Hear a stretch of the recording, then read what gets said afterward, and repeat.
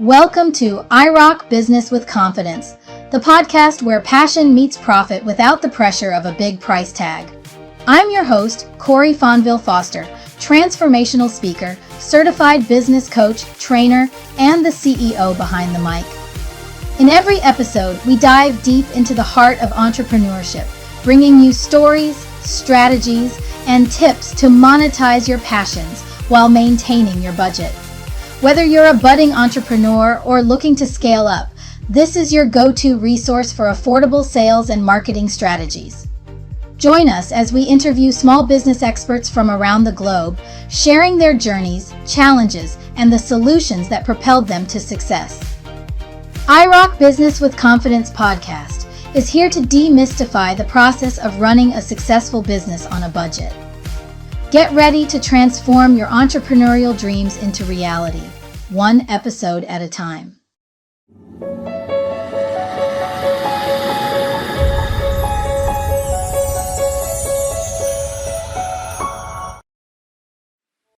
Hello guys, Corey Fonville Foster here, your host. So excited that you could be here to join us for another amazing episode. So today on IROC Business with Confidence podcast, we're excited to welcome Meesha Branch, a visionary in the world of consumer insights and strategic business growth.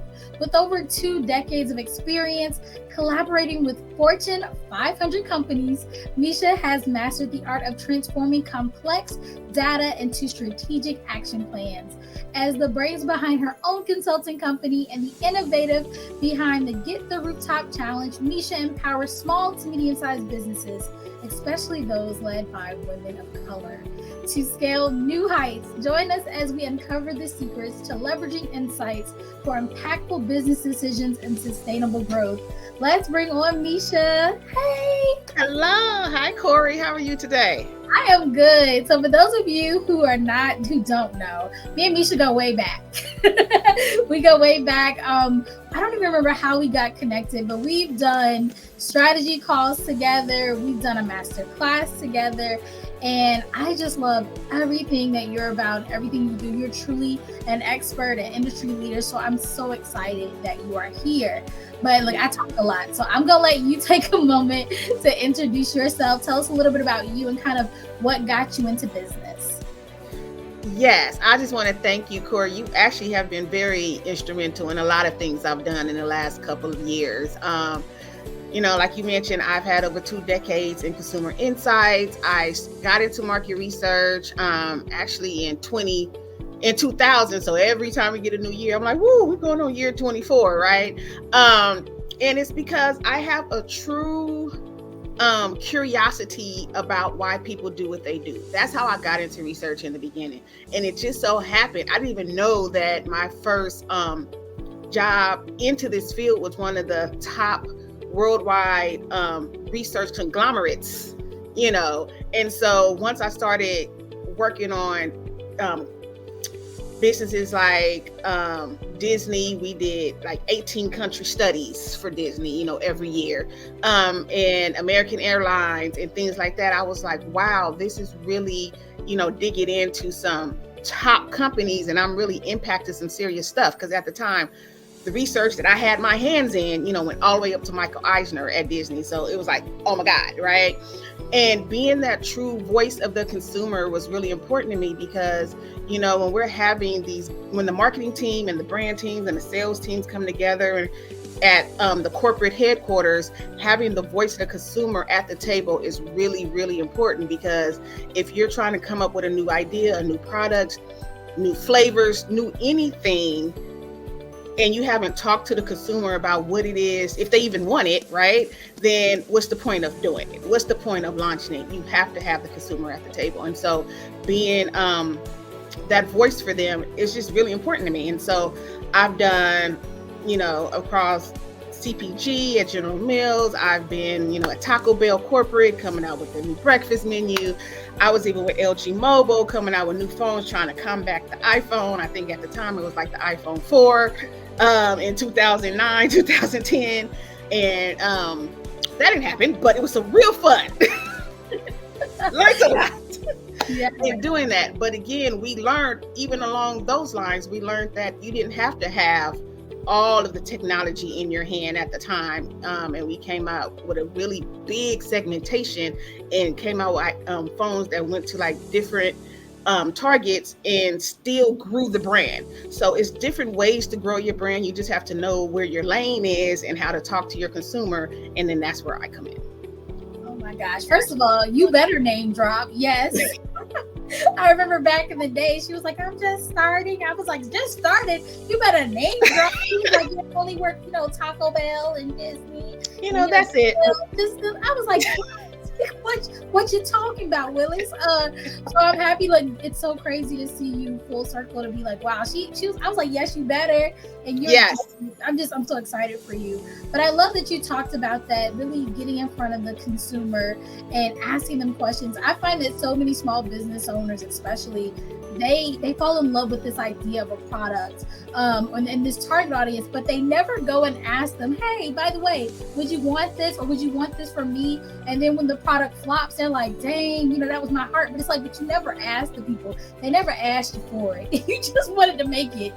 And that is exactly why I am here. That is exactly why I walked away from corporate America, because, I don't want to say it's 1,000 of me here, but they can afford to have more of me in corporate America. What I realized is small businesses didn't know that you can have those same. This is what I like to say. You don't have to have a multi-million-dollar budget to have a multi-million-dollar mindset, right?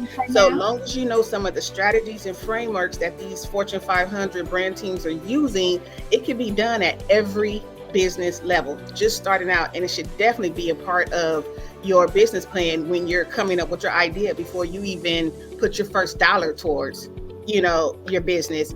And that's what a lot of small business owners don't understand and don't know. And I can help you. I can be that partner for you, like you would a CPA or a bookkeeper.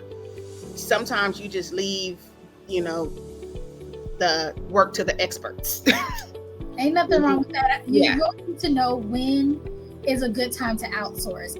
I know for me, don't give me no charts, don't give me no spreadsheets. Like, I don't want to go research stuff. So to have somebody who's an expert, especially at your level, your caliber, and be like, look, I have an idea for a product. Can you go out here? Can you do the research? Can you look at my competitors? Can you look and see what the market is saying about the product? Where should I put myself? What should be the price range? There's so many questions that your work can answer. So I love that you kind of found that gap in the market to be like, hey, I get these. We already know the big companies got all the folk doing all the things. That's why they're able to be so successful at the scale they are. But also on our little level here in the small business world, I love that you said that we too can use these same tools and strategies to be able to be data driven, right? To be research driven, and the whole idea is to not be wasting money, right? So you invest in an expert to give you the research, to give you the data, so that you can make better and more informed decisions, so that we can grow. So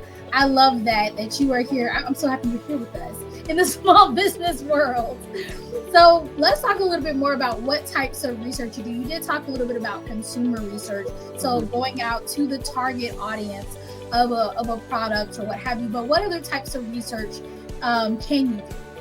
So what I like to focus on right now, especially at this new business, new entrepreneur level, and when I say new, I'm still talking, what I learned is small business is up to 25 million, right? So I'm not trying to, minimize anyone's business, but when you're really just starting out and you're doing those 10,000 months and things like that, that's that small business we're talking about. And I really want to work with you to see like what gaps do you have in your business while you're still at this moment? Because right now you're what I call clients have all access to you. You're just happy that you're selling, you're talking to anybody who's listening, and you're throwing your dollars out, against the wall to see what sticks, right? And so that's what I call those all access levels. And this is our, journey to the rooftop. And where I want to come in is, understand where you are, meet you where you are, tell you where you can go. And then we'll start to do some focus groups. We'll start to talk to your clients. We'll go through and say, how do you,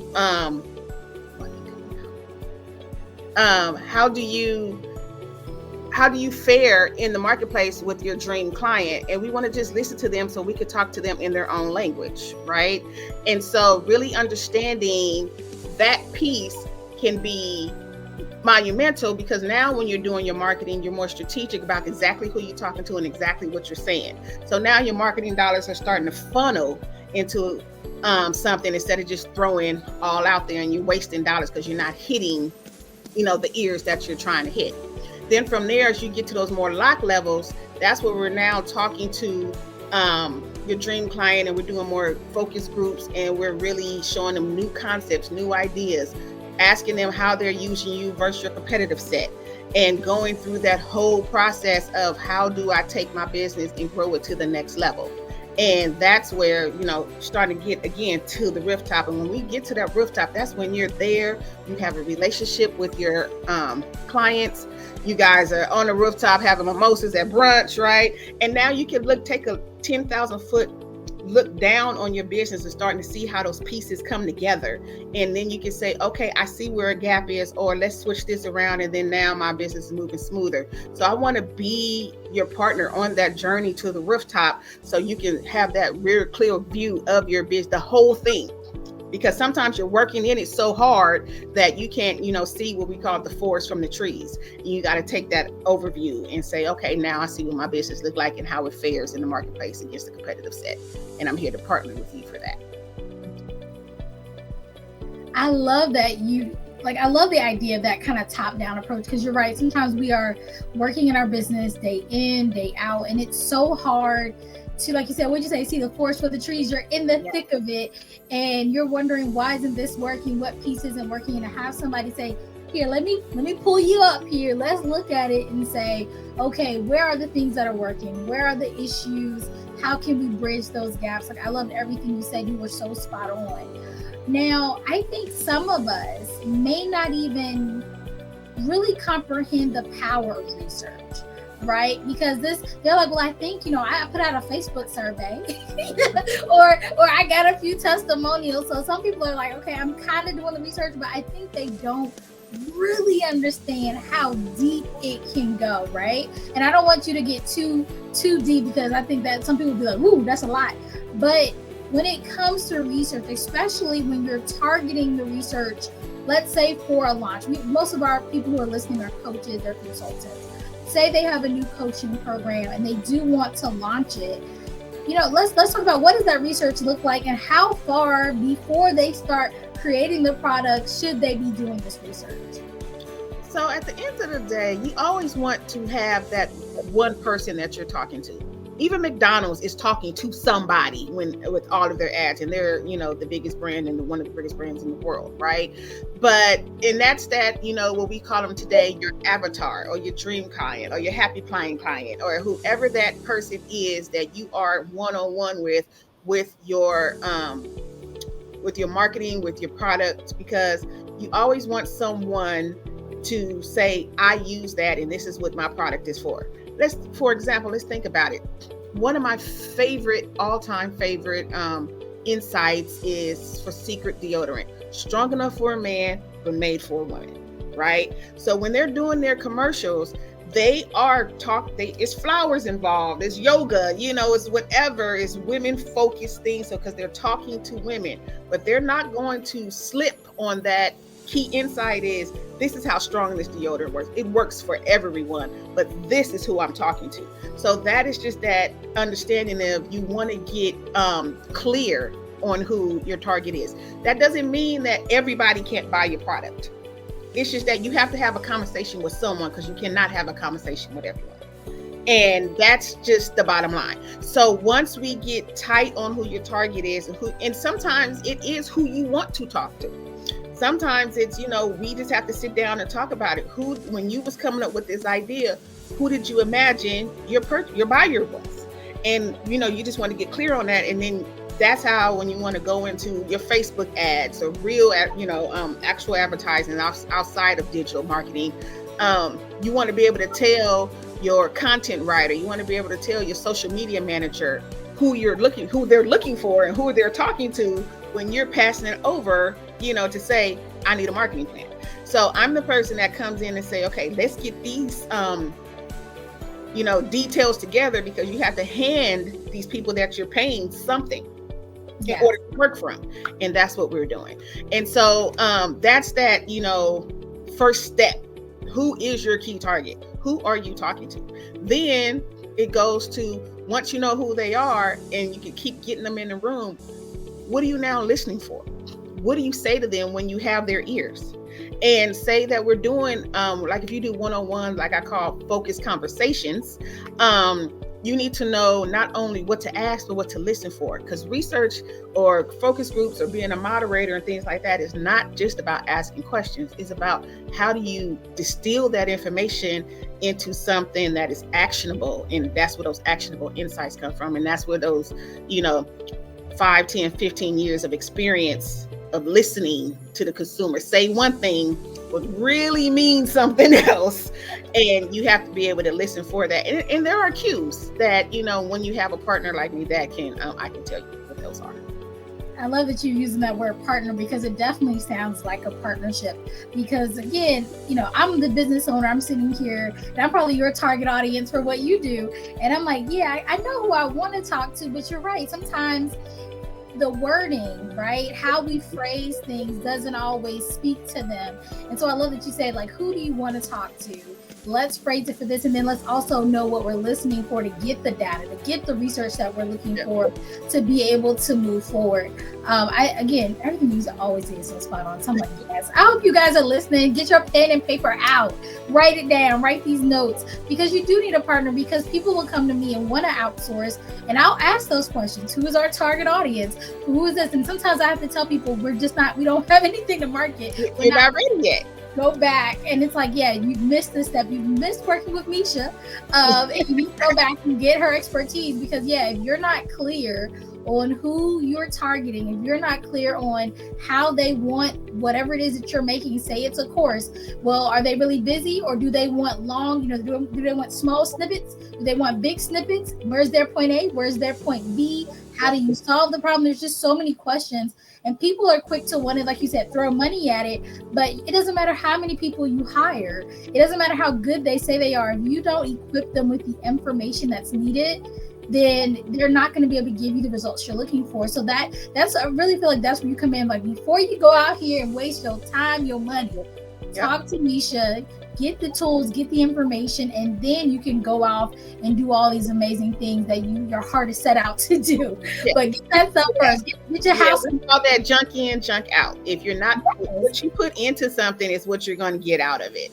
And so if you really put in those details that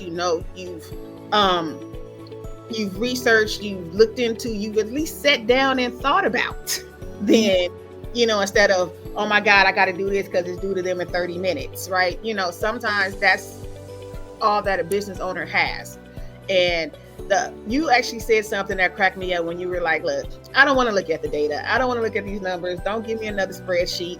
And it's interesting because that's the stuff I geek out on. So you want somebody who wants to see all the numbers start jumping off the pages and start, getting, going into groups and saying, okay, this is where we're starting to see patterns. This is where we're starting to see the insights. This is where all this information is starting to ladder up, and turn it into a real story that you can take to your social media manager and say, look, this is my story. This is what I know my client is doing. And this is where my product answers their pain point.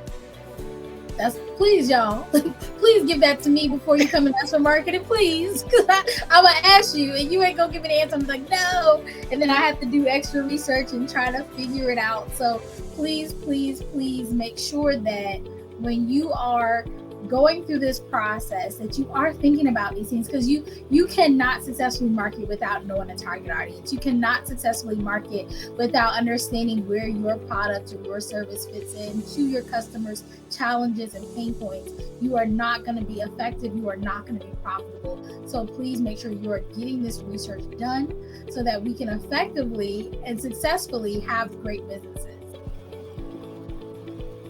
So let's move into the fact that what I see a lot of times that kind of irks my nerves is this kind of copycat mentality, right? People will see somebody on Instagram or Facebook or LinkedIn and they're like, oh, they're in my industry. Let me just copy what they're doing. And I tell my clients all the time, like, please don't do that. Like, it's one thing to get research and see kind of what's popping, what's trending in your industry. But when they go and copycat, I'm like, that ain't authentic to you. So when you're doing research with clients, do you ever talk to them about like how they specifically fit into the market based on like their personality, their offer, the things that are unique to them? Definitely, because at the end of the day, when you're trying to be somebody else and it's not authentic, that comes through louder than anything, right? And so it can be 100 people that do research, they just don't do it the way I do it, because they're not going to have the experience that I've had. They're not going to have the conversation and foresight that I have. And not to say that they're not great at what they do. So all I can do is worry about me, just like all you can do is worry about you. And so, yes, if that next person is great, they're great because they leaning into who they are. And for you to get great, you need to lean into who you are and know that you are an expert at what you do, and your unique story is why you're here. And so you have to pull that story out of yourself sometimes, right? And lean into it and say, look, I'm here too. I'm here for a reason. I know I've done the reason why I'm here is because I believe in me. And now you have to get your clients to believe in you as well. As you not as someone. Preach. Oh, look at you. Meesha's up here. Look, she said, look, when I tell her, I said, you are an expert. Yes. So, I mean, look, Corey, this time last year when we were talking, I was like, I should say, what? Who, me? The expert? Who, me? Are you sure I'm supposed to be out here? But that's that imposter syndrome. Sometimes imposter syndrome really does take over, and you think, what are my peers going to say if I really step out there and try to, be this person, be this expert? They work with you. They know how this job goes. They know. And so once I really just took off the band-aids off and just, went for it, got out here in these internet streets, all of my peers were like, oh my God, what do you need? What are you doing? We're so proud of you. Because that takes not only courage and confidence, it takes determination. And that's what, all those little pillars you need for true entrepreneurship is. You have grown so much. That's why I'm over here just cheesing. If you're listening, I'm just cheesing. Because she's always been the expert. Like I said, over 2 decades. She's not new to this. She's true to this. But yeah, you definitely battled imposter syndrome for a little bit. But the cool thing is, and this is why I want people to realize, because you may be sitting at home saying, I feel you, this is why I'm afraid, because people will see that I'm afraid. But you grow, you learn through taking action. I remember seeing you start to post. I was like, oh, she posts on social media. She live on social media. She throwing a whole challenge on social media. It was so great, because you don't, just because you have, whether it's a lack of confidence or you're scared, it doesn't just go away overnight. Once you start doing the things and you start seeing that it's okay, nobody's throwing tomatoes at me, nobody's talking about my mama, it's okay. Like, people are giving me good feedback. I'm growing. My business is growing. You do it more. So I love that you went through that, because when you're working with your clients, right? You have another level of expertise to share, not just where you already were an expert. Now you can say, I get why you're scared. I get that you're apprehensive, but let me tell you my story, right? I was just there with you. And my story, and what someone said to me was, I was like, oh my God, I'm scared. They was like, we're just going to do it scared. We still going to do it. Just do it. Yes. Oh my gosh. Look, that's your testimony. I was raised back in the church, and I'm like, this is a good testimony to be like, look, I was down and out. Right. You know what I'm saying? I was at my low, but hey, now I'm here. And that's the coolest part about being a coach. You can use your personal and professional experience to help your clients. And I think that's what makes you so great, is because you're not afraid to, you're actively doing it. You're not afraid to go out and really live this life and help the people that need what you have, because selling is service. And so now you are putting out an amazing service, an amazing product, and really helping our community. And I say our community because, I'm not shy to say I'm a woman of color. I'm sitting here. I live that experience. And I love that you also have a great focus for women of color. Now, we talked about market research. She also takes everybody's money, y'all. So come on. I'm going to throw it out there. But I love that you do have a specific heart for us, because they're true. You can say there's a lot of people out there like you, but I haven't come across a lot of people like you who are able to bring those Fortune 500 skills down to us and say, hey, you can do it too. Because they say they're there, but they're like, we want this amount of money. And I'm like, what? I don't have no Bill Gates money. So I love that you make it affordable, you make the methods approachable, and that you're really about actionable steps, because you know how I feel about that implementation, actionable steps. So before we get off, because we only got a few minutes left. Makes me so upset every time I look at the clock. But can you, for people who are listening out there, maybe what are 3 things they can do right now before they call you, because they should, but before they call you to start thinking about research or doing their own market research? So what a lot of small business owners or business owners period don't know, they have a lot of data. They have pieces of data that's sitting all around them, right? It's just, again, like I said, it's a few frameworks and strategies is how to think about it. You have your sales. You have people that's purchased your product. All you have to do is say, hey, do you have 10 or 20 minutes for coffee? Do you have 10 or 20? I just want to ask you some questions. I have a new idea that I'm coming out with. I just had one client 2 weeks ago said, you know what, Meesha, I took a page out of your book and I did a small focus group. I talked to 3 of my, previous clients that I had because I was coming out with a new idea, and asked them what it was, did they need this? I want to do this. And they was like, that's cool, but what I really need is A, B, and C. And she was like, wait, what? I have a product for that. So not only did she learn that she had something to already answer their pain point that she could just pull out of her archives, she learned that the road she was going down, it wasn't what they was looking for. So she was able to stop and pivot just by talking to her core consumer. And so just knowing that you have some people that you can tap back into because they've already purchased from you, you can just ask them, what did I say or do? And not just your friends and stuff. And your friends will be pretty straightforward with you sometimes too. But your real clients, you want to ask them, who else do you use? What else can I do? What are other pain points that you have? And they will love to give you their feedback because now they feel like they're part of your process. So that's that relationship I was talking about when you're brunching on the rooftop with your client, because now y'all got this relationship where you're giving me feedback, I'm giving you answers to your pain points, and now we're drinking mimosas and having a great time. And I love to brunch because I'm in LA, and we get those 300 days of sunshine, so we always on the rooftop somewhere having a good time. But so that's one, reaching back into the data that you already have, the clients that you already have. Just talk to them and then just ask them a few key questions, just like, why me? Who else do you use? What else could I do? And what other pain points that you have? And then you can start thinking about how do you answer those pain points that that your clients that you already have the ear of have right now. Another thing is to do some, what I like to call, research on your competitive set. Just go into the stores, buy the product and use it. Use the service. You want to know what they're doing that's different for them.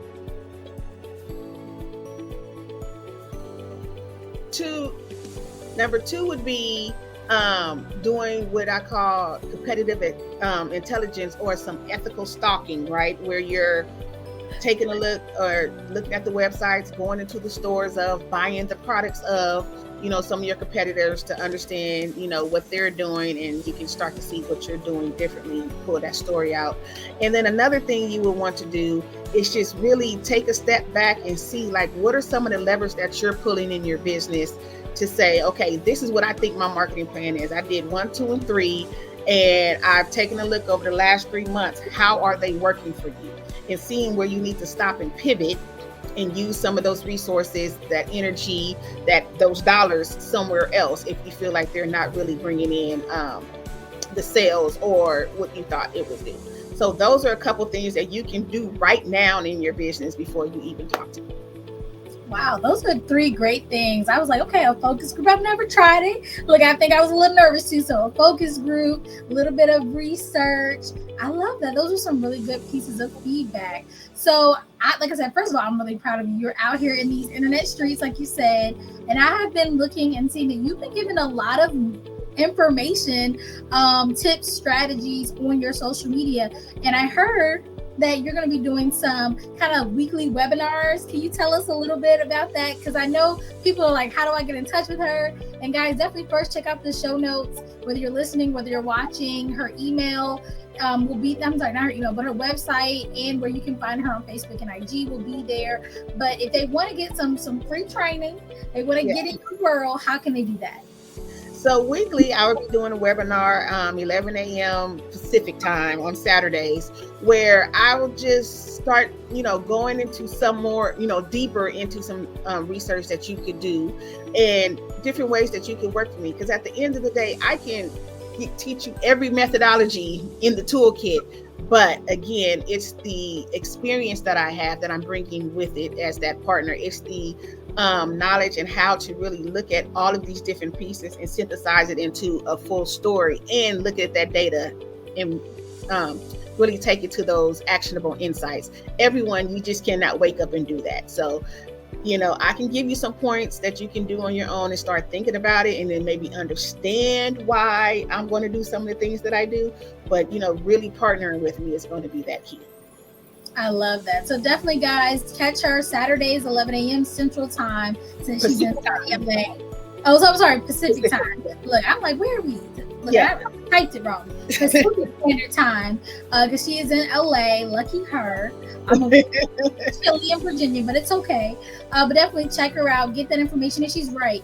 Sometimes we have to understand that we got to kind of pay to play. And I like being transparent about that because, yes, certain industries, they can give you some tips, they can give you some strategies, and also they can give you an understanding because oftentimes we as small entrepreneurs, small business owners, solo entrepreneurs, we don't understand what we need for various reasons. So definitely come listen, because then you'll have a better foundational understanding. So you know what your questions are, you know how to better get what you need. I always tell people, people always asking for a coach. It's like, but what do you need? What are you looking for? What questions do you have? So go to those webinars. I love that you're doing them weekly so people can catch them often.